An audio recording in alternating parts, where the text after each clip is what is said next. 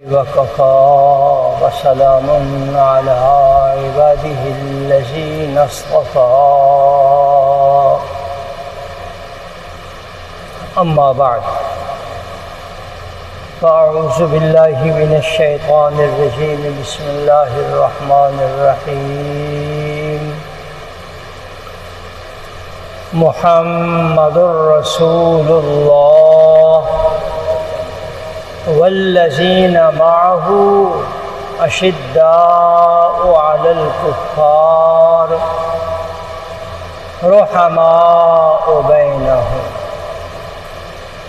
قال النبي صلى الله تعالى عليه وسلم أصحابي كالنجوم بأيهم اقتديتم اهتديتم او كما قال عليه الصلاة والسلام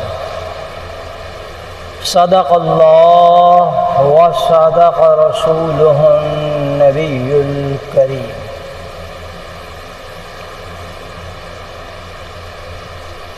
بات چل رہی تھی اللہ جل شانہ نے اس آیت کریمہ میں اپنے محبوب کے یاروں کی صفات بیان فرمائی ہے۔ والذین معہ، وہ لوگ جو محمد علیہ السلام کے ساتھ ہیں۔ محمد کے ساتھ کون ہے؟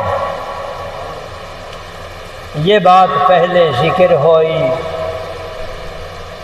محمد علیہ السلام کے ساتھ آپ کے اہل خانہ ہے، جس کو اہل بیت کہا جاتا ہے، اور آپ کے ساتھی ہیں جس کو اصحاب کہا جاتا ہے۔ حضرات صحابہ پھر آگے دو قسموں پر ہیں۔ حضرات صحابہ پھر دو اقسام پر ہیں۔ پہلی قسم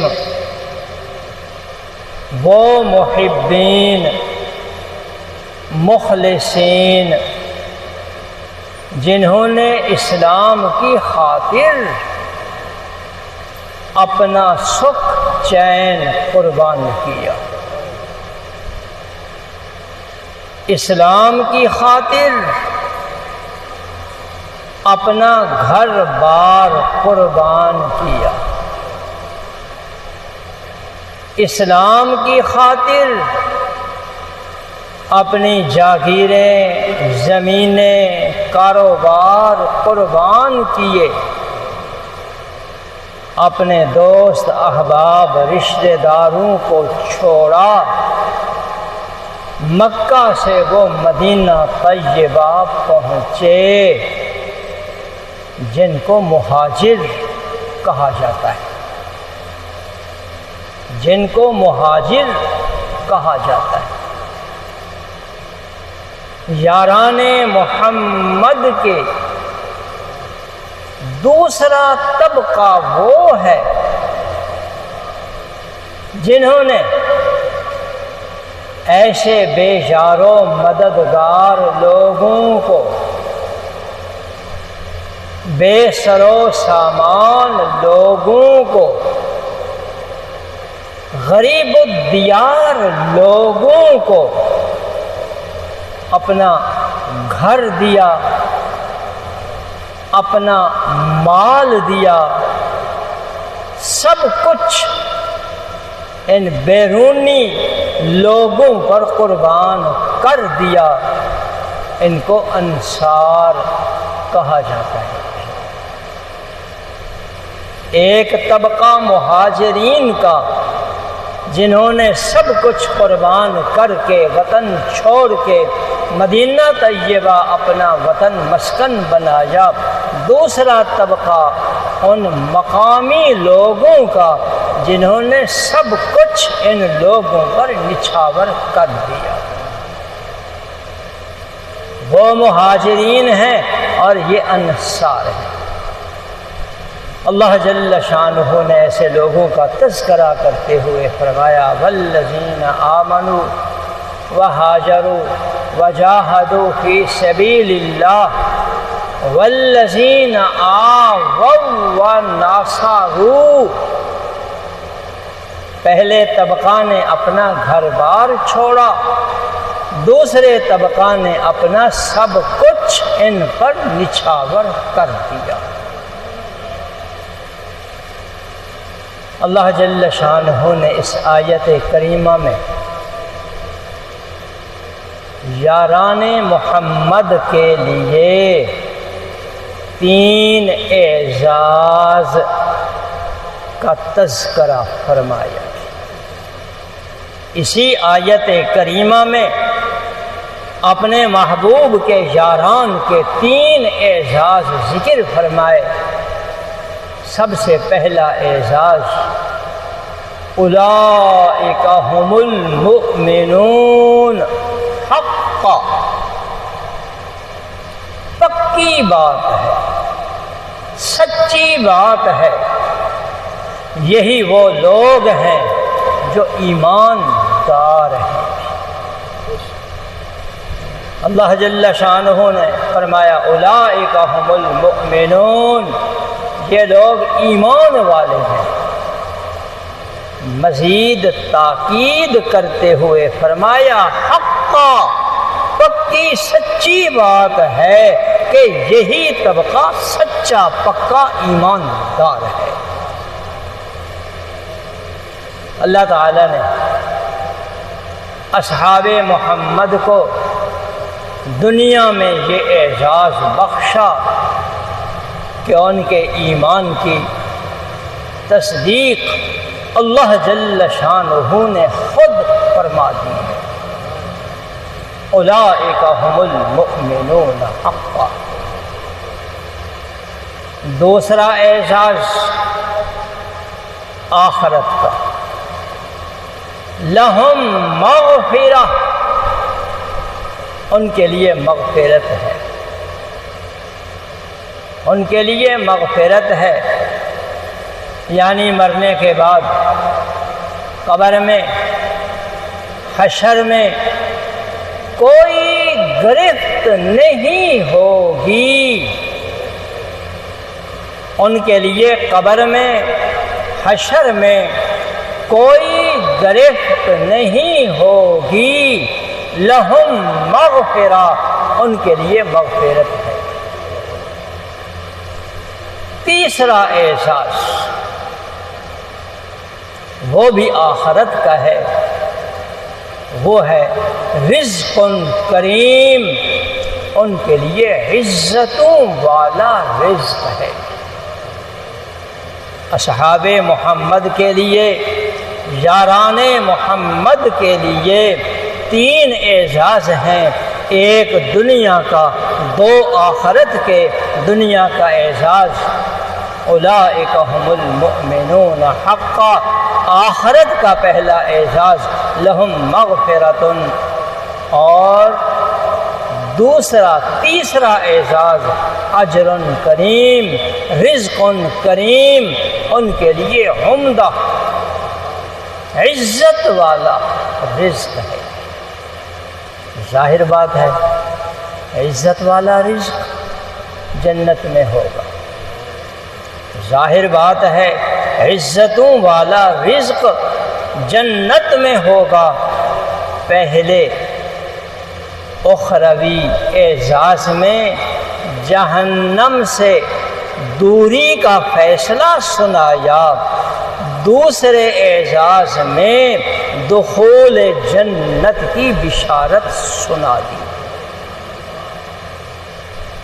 یہ اصحاب محمد ہیں، یہ والذین معہ، جو محمد کے ساتھ ہیں، وہ ان میں سے ایک مہاجر ہیں اور دوسرے انصاری ہیں۔ سب کے لیے یہ 3 اعزاز ہیں۔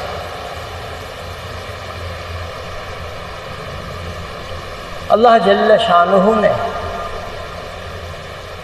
اسی آیت کریمہ میں یاران محمد کی دو صفات ذکر فرمائیں۔ یاران محمد کی دو صفات ذکر فرمائیں۔ پہلی صفت اشداء علی الکفار، دوسری صفت رحماء بینہم، کفار کے لیے بڑے سخت ہیں، آپس میں شیر و شکر ہے، آپس میں شیر و شکر ہے۔ یاران محمد کی یہ دو صفات در حقیقت آفتاب نبوت کا پرتو ہے۔ یاران محمد کی یہ دو صفات در حقیقت آفتاب نبوت کا پرتو ہے۔ قرآن کریم نے آقا علیہ الصلاۃ والسلام کی صفت بیان فرمائی، وَغْلُظْ عَلَيْهِمْ، آپ کفار پر سختی سے پیش آئیں۔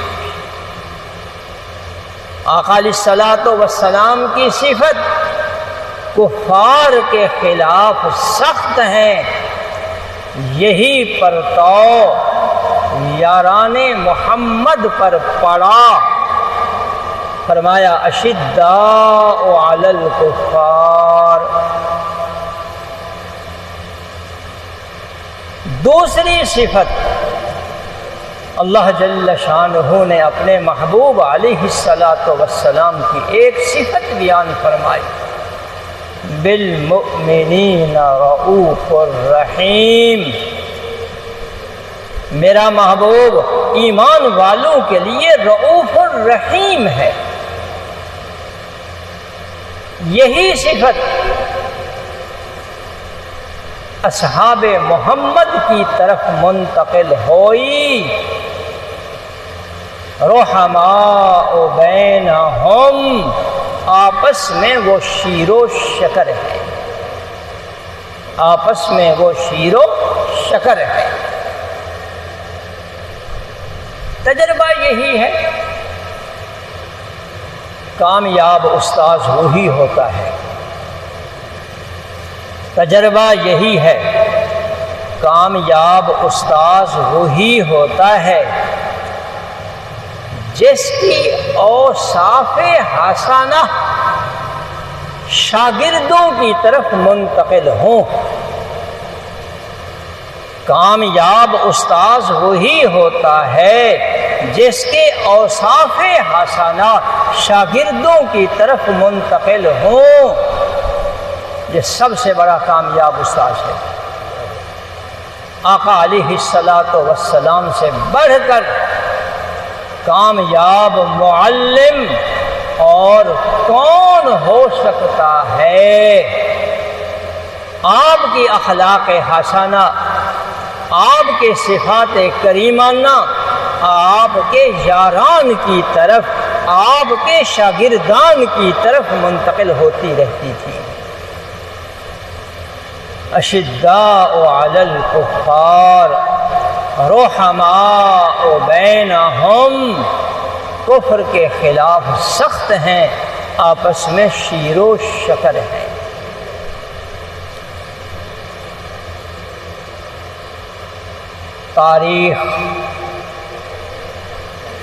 تاریخ ذاتی طور پر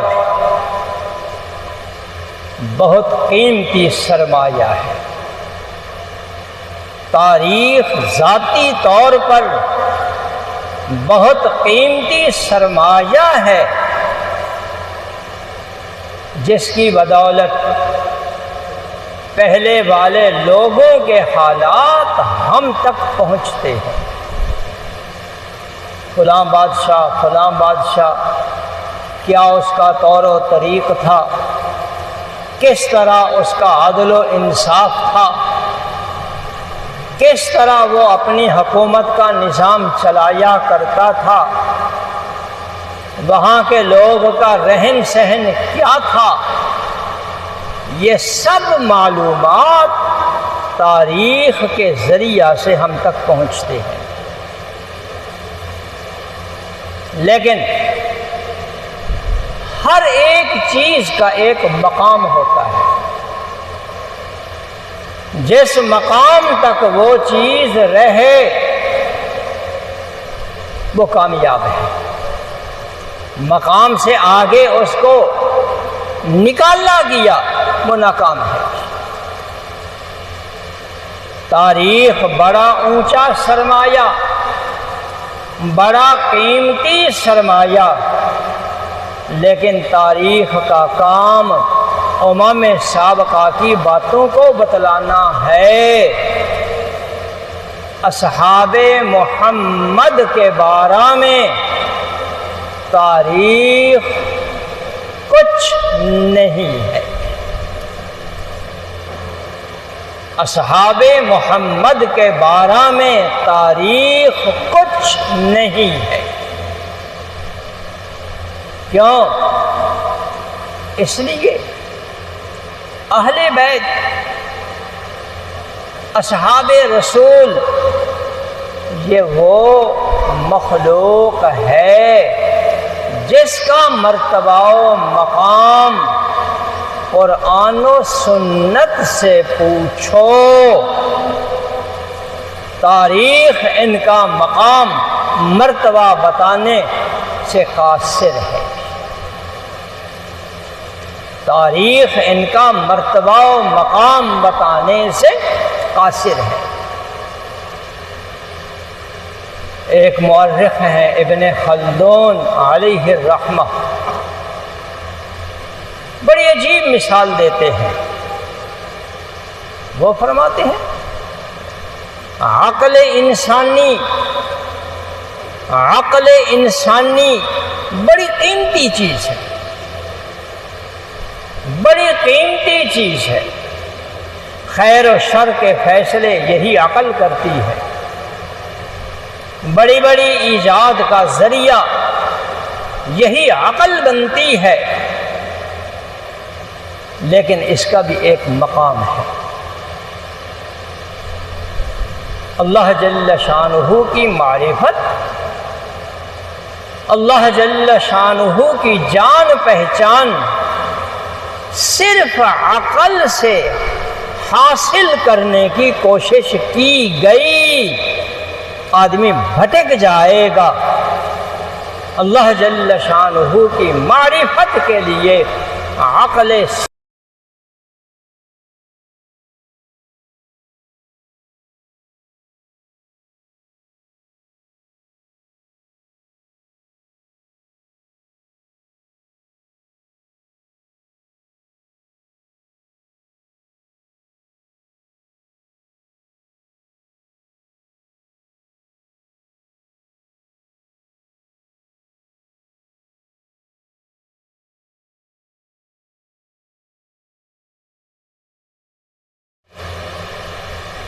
پھر آگے ایک مثال دی،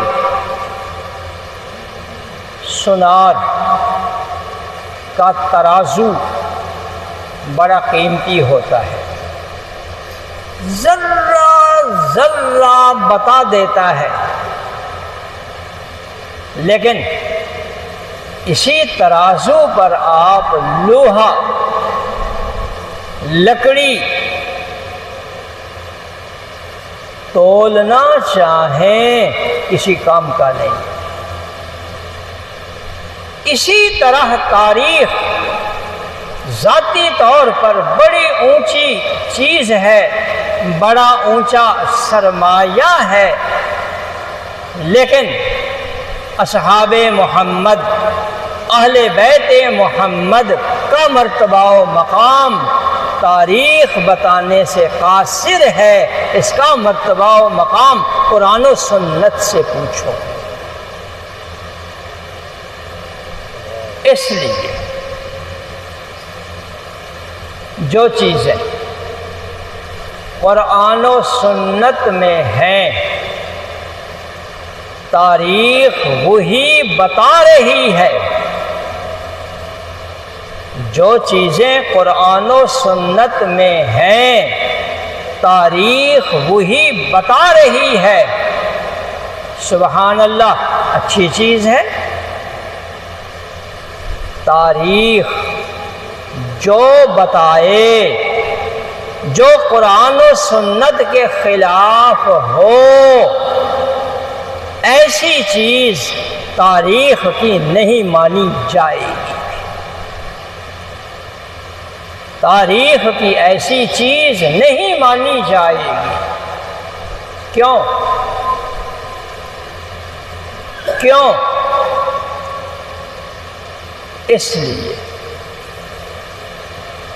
تاریخ کا معیار مقام ایسا ہے جیسے آج کل میڈیا کا مقام ہے۔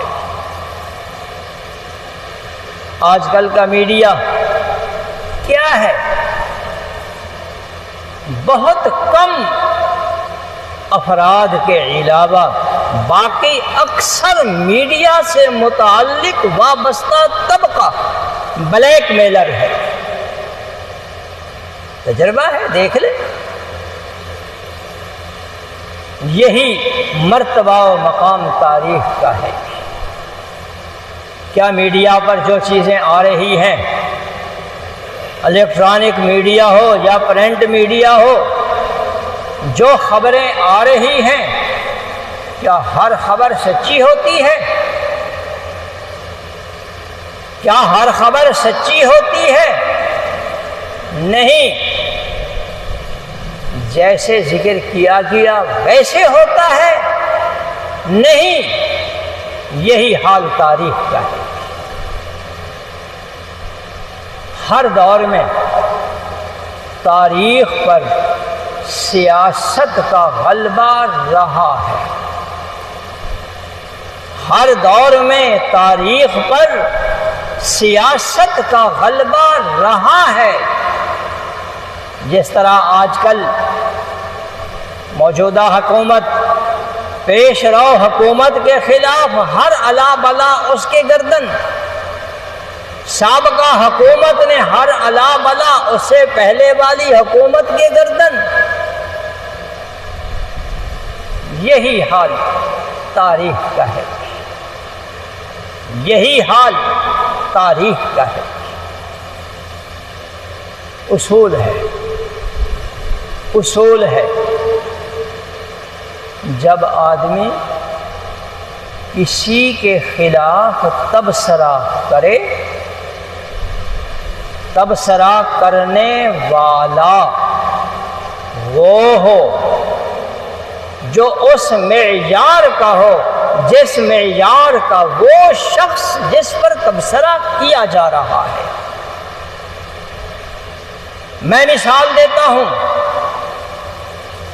گندی نالیاں صاف کرنے والا چیف جسٹس کے خلاف باتیں شروع کر دے، آرمی چیف کے خلاف باتیں شروع کر دے، وزیر اعظم صدر مملکت کے خلاف باتیں شروع کر دے، تو سننے والا یہی کہے گا، بابا تم اپنا کام کرو، اپنوں سے بڑوں پر کیچڑ نہ اچھالو۔ بابا اپنا کام کرو، اپنے سے بڑوں پر کیچڑ نہ اچھالو۔ ایک طرف ہیں اصحاب محمد، دوسری طرف ہے آج کا عامی شخص۔ تاریخ کے حوالے سے آج کا کوئی فرد اصحاب محمد کے خلاف کیچڑ اچھالنا شروع کر دے، کیا اس کو حق ہے کیچڑ اچھالنے کا؟ نہیں ہے۔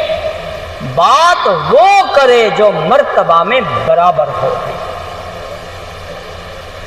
اصحاب محمد یہ حضور علیہ الصلاۃ والسلام کے تربیت یافتہ ہے۔ اہل بیت محمد یہ محمد علیہ الصلاۃ والسلام کے تربیت یافتہ ہیں۔ اس کے خلاف گفتگو وہی کر سکتا ہے جو حضور علیہ الصلاۃ والسلام کا تربیت یافتہ ہو۔ وہ تربیت یافتہ محمد علیہ الصلاۃ والسلام کا ہے، اور اس کے خلاف بات کرے وہ جو کسی کام کا بھی نہیں، تو یہی کہا جائے گا بابا تم اپنے نالیاں صاف کرتے رہو، پاک لوگوں کے خلاف گفتگو نہ کرو۔ اسی لیے تاریخ بڑی چیز ہے، بڑی اہمیت ہے، لیکن اصحاب محمد اہل بیت محمد علیہم الصلاۃ والسلام کے خلاف اس کی کوئی حیثیت نہیں ہے۔ اسی لیے کہا جاتا ہے اہل بیت اصحاب محمد ان دونوں کو ماننا ہمارے لیے لازم ہے۔ ہم نے اصحاب محمد کو مانا، اہل بیت محمد کو مانا، ہمارا ایمان کامل ہے۔ خدا نہ خواستہ اگر اہل بیت کو مانا، اصحاب محمد کو چھوڑ دیا، اس سے نفرت کا اظہار کیا، یا اصحاب محمد کو مانا، اہل بیت سے نفرت کا اظہار کیا، ہمارا ایمان کامل نہیں ہے۔ ہمارا ایمان کامل نہیں ہے۔ وجہ اس کی یہ ہے، آقا علیہ الصلاۃ والسلام کی مبارک زندگی کے دو پہلو ہیں۔ ایک پہلو جو گھر میں گزرا، دوسرا پہلو جو گھر سے باہر گزرا۔ گھر میں جو وقت گزرا اس میں بیسیوں احکام آداب آپ کے ہوں گے جس کو اہل بیت نے ہی نقل کیا ہے۔ حضور علیہ الصلاۃ والسلام کی زندگی کا دوسرا پہلو جو گھر سے باہر گزرا، اپنے ساتھیوں، اپنے اصحاب کے ساتھ گزرا، اس میں بھی بہت سارے احکام آداب ہوں گے۔ اگر ہم اصحاب محمد کو مانا، اہل بیت محمد کو مانا، ہمارا دین مکمل ہے۔ گھر کا دین اہل بیت سے پہنچا، باہر کا دین صحابہ سے پہنچا، ہم نے دونوں کو مانا، ہمارا ایمان کامل ہے۔ اگر ہم نے اہل بیت کو مانا